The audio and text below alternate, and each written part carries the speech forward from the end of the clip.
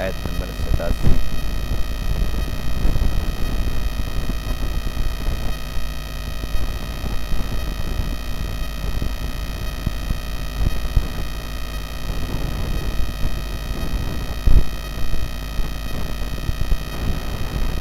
اعوذ باللہ من الشیطان الرجیم،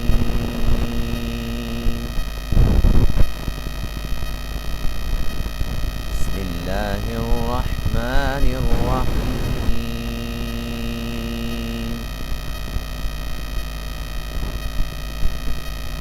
وقال موسى ربنا إنك آتيت فرعون وملأه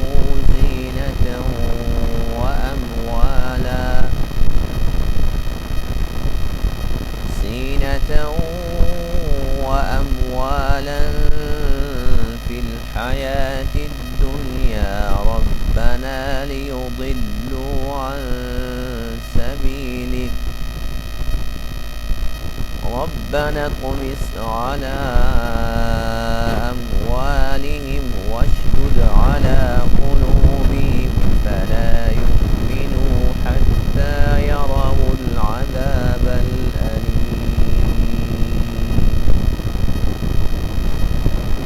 قال قد أجيبت دعوتكما فاستقيما ولا تتبعان سبيل الذين لا يعلمون۔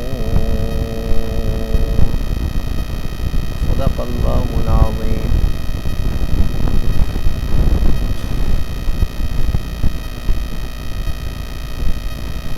آج کے درس میں آیت کریمہ میں حضرت موسیٰ علیہ السلام کی ایک بد دعا کا ذکر ہے جو آپ نے فرعون اور اس کے سرداروں کے خلاف کی، اور اللہ تعالیٰ نے اس بد دعا کو قبول فرمایا۔ بد دعا کیا تھی؟ موسیٰ علیہ السلام نے یہ بد دعا کی کہ اے اللہ، تو نے فرعون کو اور اس کے سرداروں کو مال، زیب و زینت کی چیزیں، دنیا کی ہر آسائش دے رکھی ہے، ہر قسم کے خزانوں کا مالک بنا رکھا ہے، بادشاہت بھی انہیں کے پاس ہے، پھر مال و دولت بھی انہیں کے پاس ہے۔ تو اس مال و دولت کو وہ غلط استعمال کرتے ہیں، تیرے بندوں کو تجھ سے دور کرتے ہیں، تیرے بندوں کو گمراہ کرتے ہیں۔ جب تک ان کے پاس یہ مال رہے گا تب تک ہم دونوں بھائی جتنی بھی محنت کریں، لیکن ہم پھر بھی اپنی محنت کے اندر جو رزلٹ چاہتے ہیں وہ حاصل نہیں کر پائیں گے۔ اس لیے اے اللہ ان کے مالوں کو ختم کر، ان کے پاس مال نہیں ہوگا تب جا کے ان کا ہاتھ رکے گا ظلم سے۔ اور دوسری جو بد دعا تھی وہ اس سے بھی زیادہ سخت ہے۔ ایک تو جو مال ہے اس کو ختم کر دے، دوسرا جملہ یہ تھا کہ ان کے دلوں پر مہر لگا، ایسی مہر لگا کہ بس اب یہ ایمان نہ لے آئیں۔ اب یہ بد دعا بہت سخت ہے۔ ایک یہ کہ اللہ ان کے مال ختم کر دے، دوسرا یہ کہ ان کے دلوں پر مہریں لگا کہ ایمان نہ لے آئیں۔ اللہ فرماتے ہیں کہ موسیٰ اور ہارون دونوں بھائیوں نے مل کر دعا کی، بد دعا کی، ہم نے اس کو قبول فرمایا۔ اللہ تعالیٰ نے حکم دیا کہ تم دونوں بس استقامت میں رہنا۔ باقی یہ ہے کہ جو آپ نے بد دعا کی ہے وہ ہم نے قبول کر لی ہے، اب ہم ان کے مالوں کو بھی ختم کریں گے، ایمان کی توفیق بھی نہیں دیں گے، ان کے دلوں پر مہر لگا دیں گے۔ اسی بات کا ذکر ہے وقال موسیٰ، اور کہا موسیٰ علیہ السلام نے، ربنا، اے ہمارے رب، انک آتیت فرعون وملأہ، بے شک تو نے دیا فرعون اور اس کے سرداروں کو زینتوں و اموالا، زینت کا سامان اور مال دیے، فی الحیات الدنیا، دنیا کی زندگی میں۔ ربنا، اے ہمارے رب، تاکہ یہ لوگ گمراہ کریں، دور کریں، عن سبیلک، تیرے راستہ سے۔ یہ مال تو نے ان کو اس لیے دیا ہے کہ یہ تیرے بندوں کو تیرے راستے سے دور کریں۔ ربنا اطمس علی اموالہم، اے ہمارے رب ان کے مالوں کو مٹا دے۔ واشدد علی قلوبہم، اور ان کے دلوں کو سخت کر دے۔ فلا یؤمنوا، پس یہ ایمان نہ لے آئیں، حتی یروا العذاب العلیم، یہاں تک کہ یہ دردناک عذاب کو خود دیکھ لیں۔ قال، اللہ تعالیٰ نے ارشاد فرمایا، قد اجیبت دعوتکما، تحقیق تم دونوں کی دعوت کو، تمہاری دونوں کی بد دعا کو قبول کر لیا گیا۔ فاستقیما، بس تم دونوں سیدھی راہ پر رہنا۔ دوسرا ترجمہ یہ ہے کہ تم دونوں اس پر استقامت سے رہنا۔ ولا تتبعان، اور تم دونوں اتباع نہ کرنا، سبیل الذین، ان لوگوں کے راستہ کی، لا یعلمون، جو جانتے نہیں۔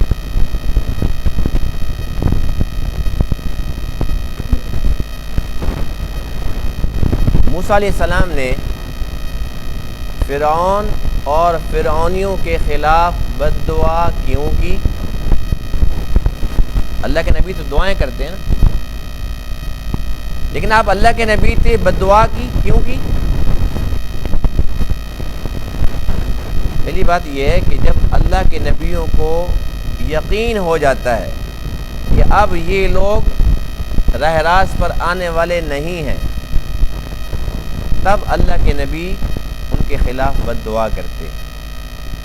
جیسا کہ نوح علیہ السلام کو جب اللہ نے بتلا دیا، وَأُوحِيَ إِلَى نُوحٍ أَنَّهُ لَن يُؤْمِنَ مِن قَوْمِكَ إِلَّا مَن قَدْ آمَنَ، اللہ نے واج بھیجی کہ اے نوح، بس جو ایمان لانے والے تھے وہ لا چکے، اس کے بعد اور کوئی بھی ایمان نہیں لائے گا۔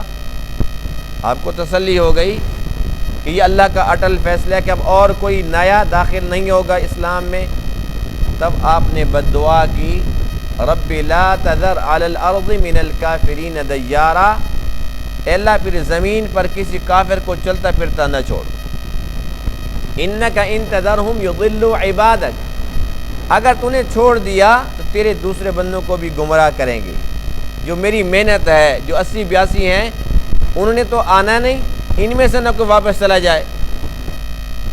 تو جب نوح علیہ السلام کو یقین ہو گیا تب آپ نے بد دعا فرمائی۔ اسی طریقے سے موسیٰ علیہ السلام کو بھی یقین ہو گیا تھا کہ اب فرعون اور فرعونی سردار یہ راہ راست پہ آنے والے نہیں ہیں۔ وجہ یہ تھی کہ یہ لوگ ایمان لے آتے تھے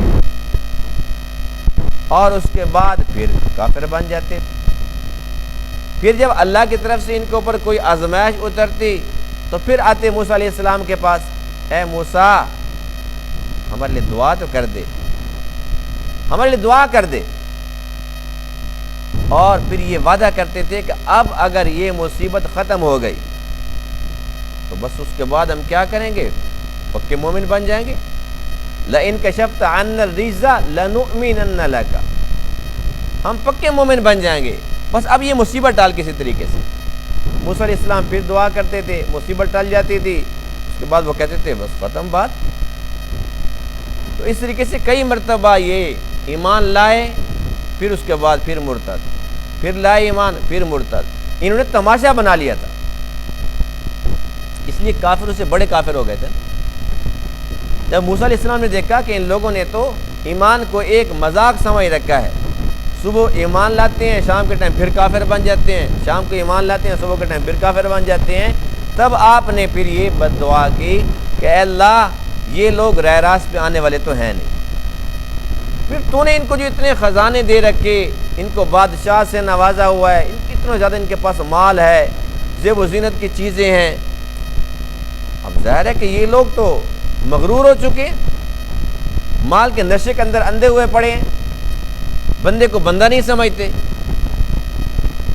تو اس طریقے سے مال کی وجہ سے یہ لوگ ظلم کرتے ہیں۔ اے اللہ ان کا مال ختم کر تاکہ یہ لوگ ظلم سے باز آئیں۔ ایمان نہیں لیتے تو اچھی بات ہے، نہ لے کے آئیں جہاں جہنم میں، کم سے کم یہ کہ اور بندوں کو گمراہ تو نہ کریں، رکاوٹ تو نہ بنے دوسرے لوگوں کے لیے۔ تو یہ بد دعا کا پس منظر تھا کہ آپ نے بد دعا کیوں فرمائی۔ مال و دولت ایک عجیب چیز ہے۔ اللہ کا قرآن یہ کہتا ہے کہ انما اموالکم و اولادکم فتنہ، کہ بے شک یہ مال اور اولاد یہ فتنہ ہے، آزمائش کا ذریعہ ہے۔ اللہ تعالیٰ کسی کو زیادہ مال دے کے، کسی کو کم دے کے اللہ تعالیٰ آزماتا ہے۔ کسی کو بہت زیادہ دے دیا، کسی کو بالکل ہی کم دے دیا۔ جب اللہ تعالیٰ مال دیتا ہے تو بہت کم خوش نصیب ہوتے ہیں جو مال کے ہوتے ہوئے اللہ کے بندے بن کے رہتے ہیں، ان کے اندر شیطان نہیں آتا، ایسے لوگ بہت کم ہوتے ہیں۔ عموماً دیکھا گیا ہے کہ جیسے جیسے مال بڑھتا چلا جاتا ہے پھر انداز بدلتے چلے جاتے ہیں۔ جو بندہ کبھی سگریٹ کے قریب نہیں آتا تھا، ہم دیکھتے ہیں کہ آج کل اگر 2 پیسے آ جاتے ہیں تو پھر وہ پینا بھی شروع کر دیتا ہے۔ پھر وہ کہتے ہیں بھئی جام کے بغیر تو میری روٹی ہضم نہیں ہوتی۔ تو اچھے اچھے شریف قسم کے لوگ مال کے نشے میں آ کر بہک جاتے ہیں، بھٹک جاتے ہیں۔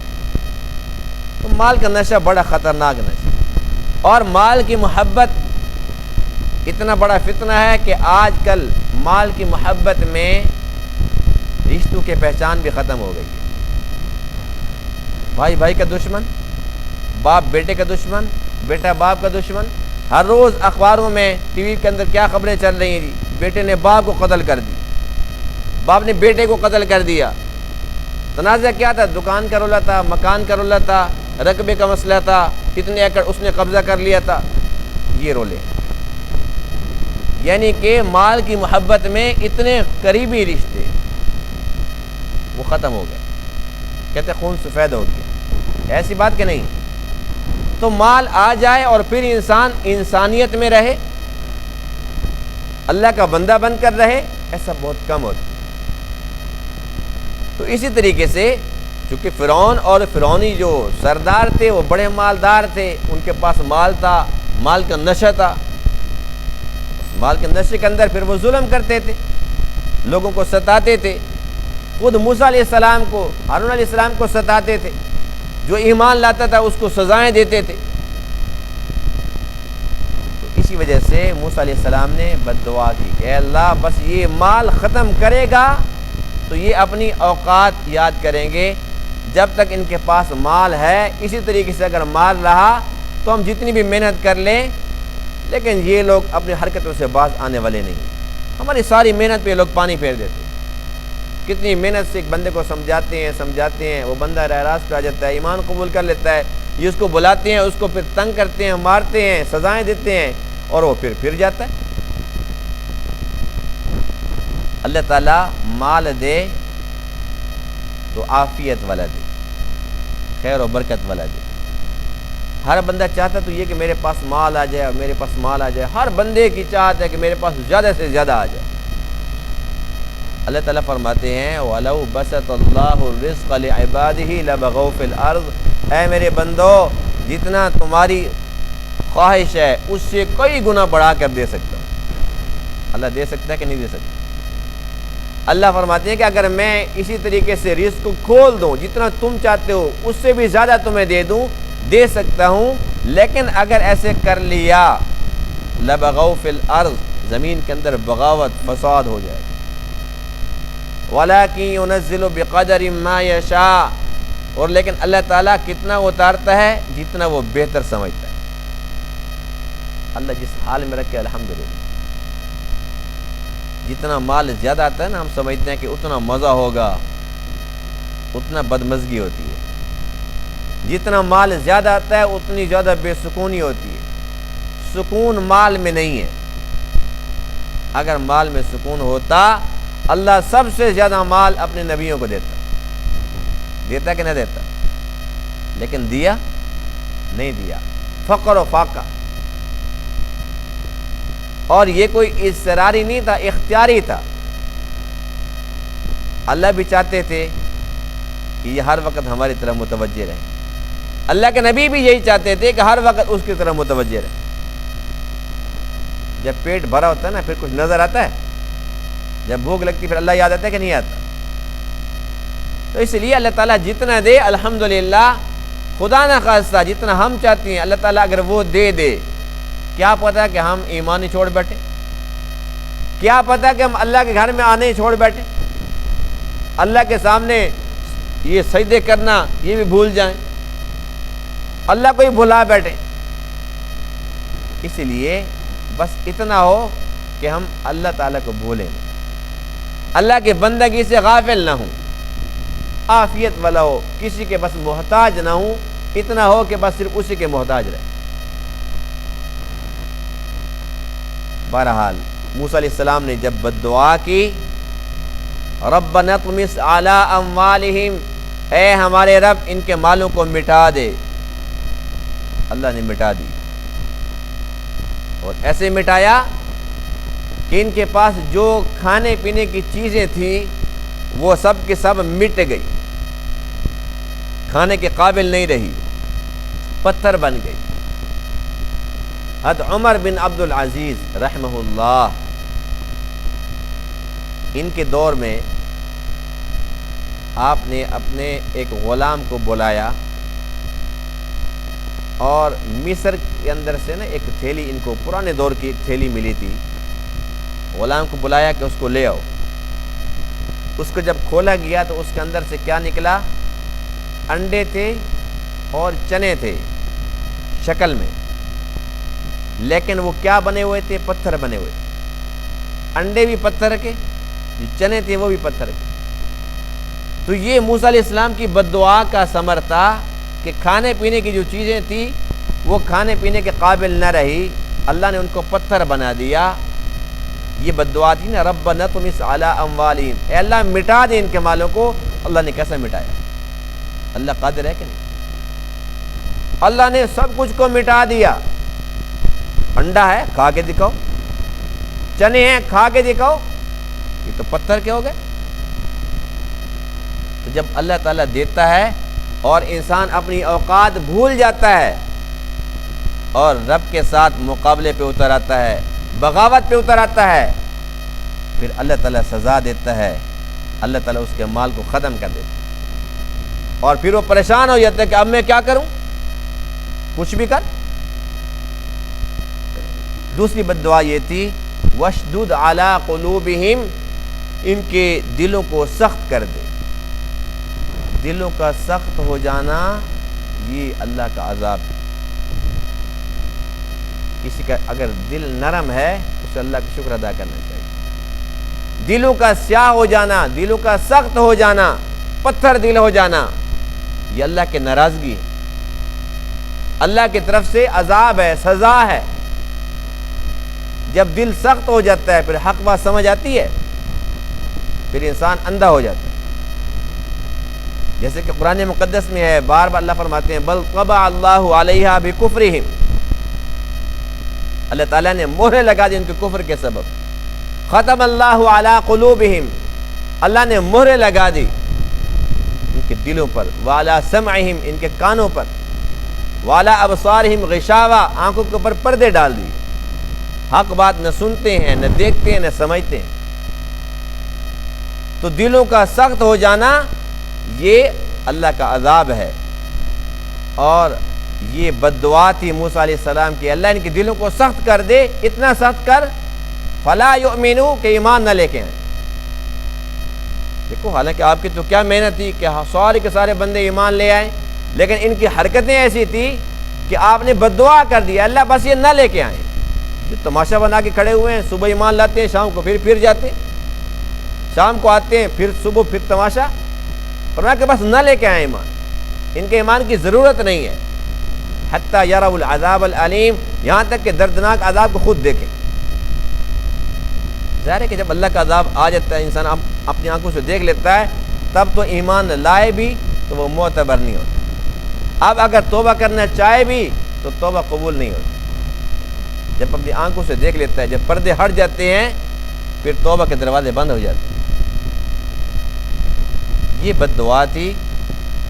اللہ تعالیٰ نے جواب دیا، قال قد اجیبت دعوتکما، کہ بس تم دونوں کی یہ بد دعا قبول ہو گئی۔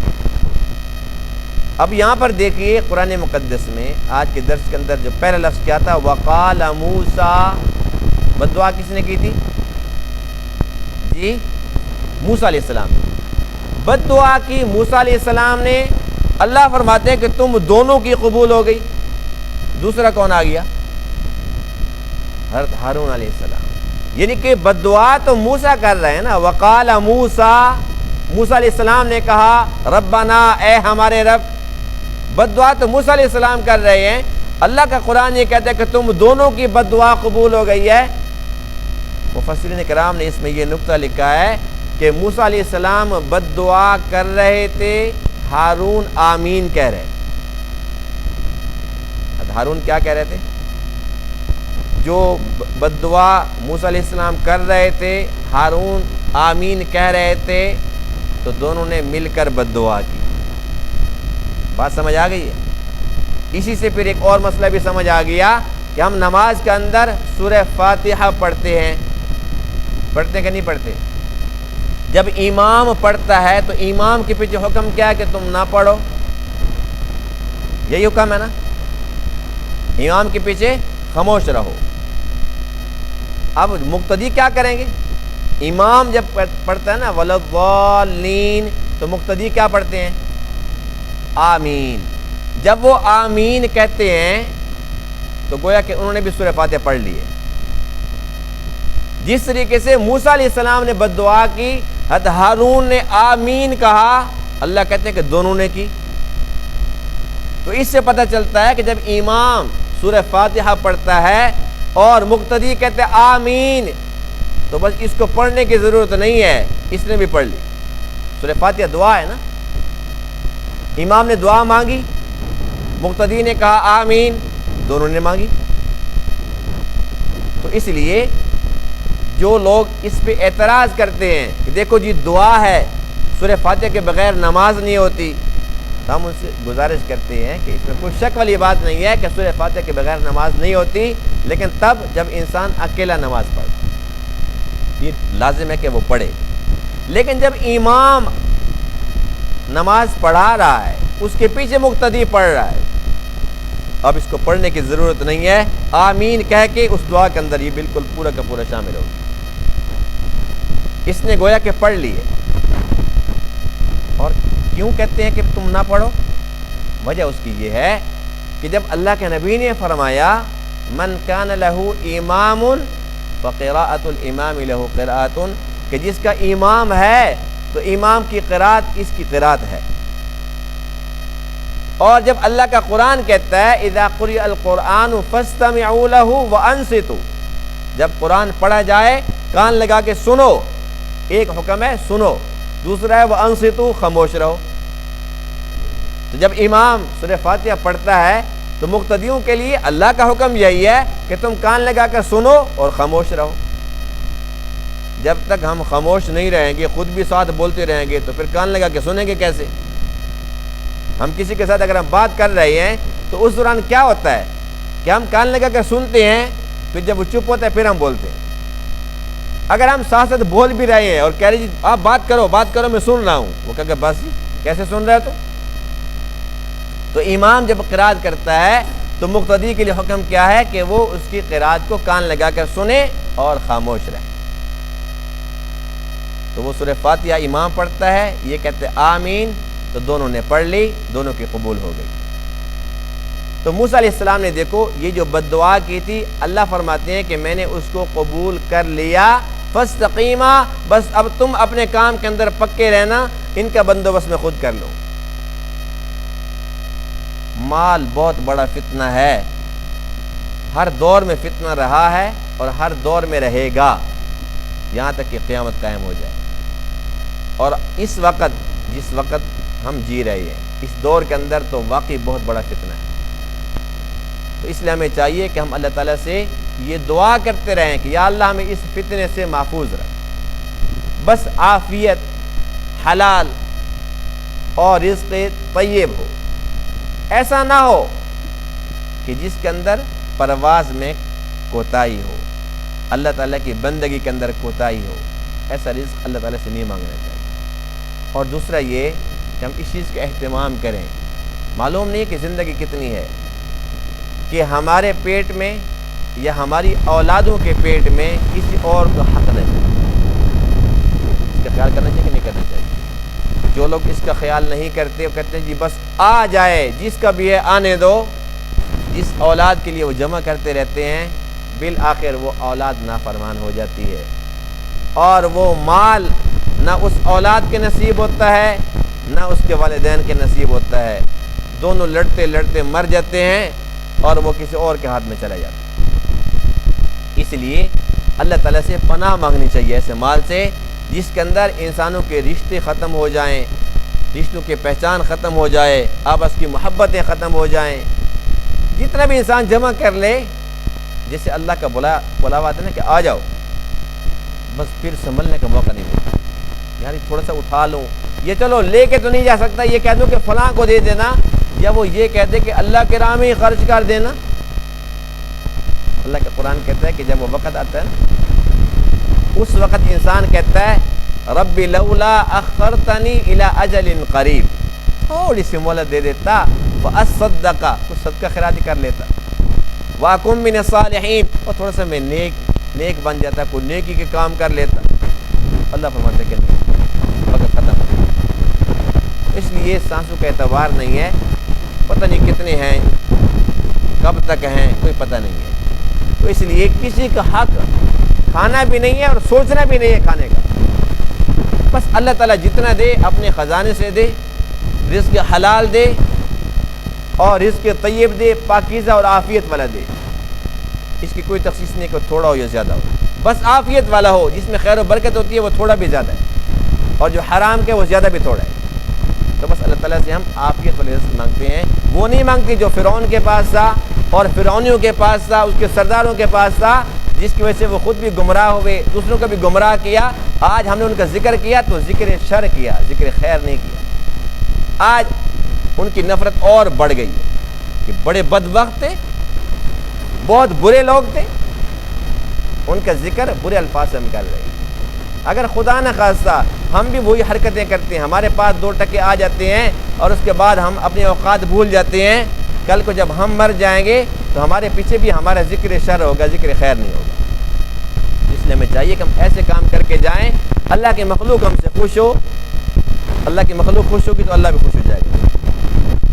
اللہ تعالیٰ تمام باتوں کو سمجھ عمل کرنے کی توفیق عطا فرمائے۔ وآخر دعوانا الحمدللہ رب العالمین۔